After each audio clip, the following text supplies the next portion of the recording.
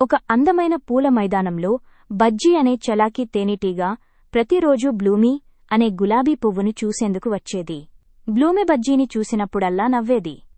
ఒకరోజు బజ్జీ గమనించింది, బ్లూమీ చాలా నిరాశగా ఉంది. ఆమె రేకులు వాలిపోయాయి, రంగు కూడా వెలిసిపోయింది. బజ్జీ ఆందోళనగా అడిగింది, బ్లూమీ ఏమైంది? ఎందుకిలా దిగులుగా ఉన్నావు? బ్లూమీ మృదువుగా చెప్పింది, ఎన్నో రోజులుగా సూర్యుడు కనిపించలేదు. సూర్యకాంతి లేక నేను బలహీనంగా ఫీలవుతున్నాను. బజ్జీ కాసేపు ఆలోచించి అంది, ఏమీ లేదు. సూర్యుడు వచ్చేంతవరకు నేను నీతోనే ఉంటాను. నీకు నవ్వుల కథలు ప్రేమ తీసుకొస్తాను. ప్రతిరోజూ బజ్జీ ఆమె చుట్టూ తిరిగి పాటలు పాడేది, చిన్న చిన్న జోకులు చేసేది, చల్లని నీటి చుక్కలు తీసుకువచ్చేది. ధీరే ధీరే బ్లూమీ మళ్లీ చిరునవ్వు చిందించింది. ఒక ఉదయం సూర్యుడు మేఘాల వెనుక నుండి వెలిగాడు. బ్లూమీ తిరిగి ప్రకాశించింది. బజ్జీ సంతోషంగా ఎగిరింది. బ్లూమీ అంది, ధన్యవాదాలు బజ్జీ.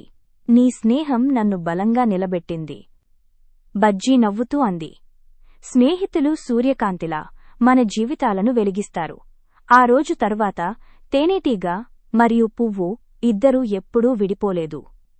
నీతి: నిజమైన స్నేహం అంధకారంలో కూడా వెలుగు నింపుతుంది.